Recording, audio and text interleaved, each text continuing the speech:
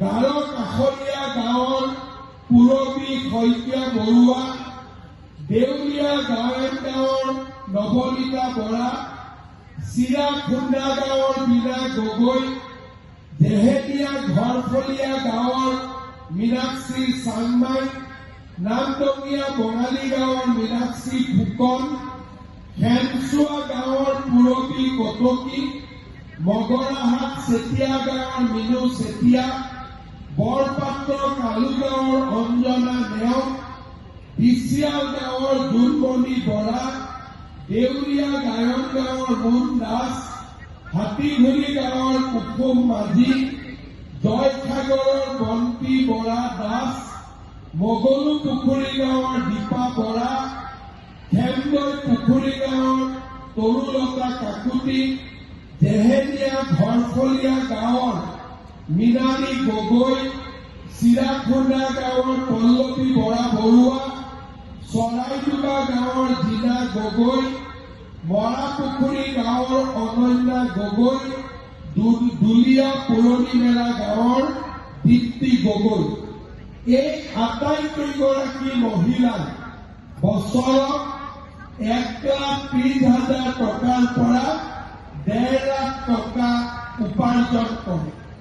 তাৰ মানে আমাৰ শিৱসাগৰ সমষ্টিত যদি 6,000 গৰাকী মহিলা লাখপতি বাইদেউ হ'ব পাৰিছে, তেনেহলে আমি বাকী মহিলা সকলো কিয় লাখপতি বাইদেউ হ'ব নোৱাৰিম?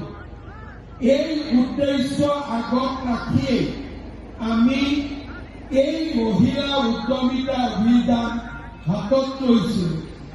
আমাৰ লক্ষ্য অহা 5 বছৰত আমি আপোনালোকক পুঁজি দিম, আমি আপোনালোকক মাৰ্কেটিঙত সহায় কৰিম, আমি আপোনালোকক চৰকাৰী কাম দিম, আমি আপোনালোকক বিভিন্ন ধৰণৰ ট্ৰেইনিং দিম। আমি কি দিম? আপোনালোকক আৰু টকা দিম, আমি আপোনালোকক আমি ট্ৰেইনিং দিম, আপোনালোকৰ কাৰণে আমি বজাৰ নিৰ্মাণ কৰিম আৰু আপোনালোকক চৰকাৰী কাম কাজবিলাকো আমি আপোনালোককে দিম, যাতে আপোনালোকে একো গৰাকী মহিলাই লাখপতি বাইদেউ হ'ব পাৰে। আপোনালোকে জানি ভাল পাব যে আমাৰ চৰকাৰে এতিয়া সিদ্ধান্ত লৈছে যে বহুতবিলাক চৰকাৰী কাম যিবিলাক আমাৰ মহিলাসকলে সুন্দৰভাৱে কৰিব পাৰে, আমি লাহে লাহে মহিলাসকলক আমাৰ চৰকাৰৰ কাম কাজৰ লগতো আমি জড়িত কৰোঁ, যাতে অসমৰ প্ৰতিগৰাকী মহিলা আমি লাখপতি বাইদেউ হিচাপে নিৰ্মাণ কৰিব পাৰোঁ।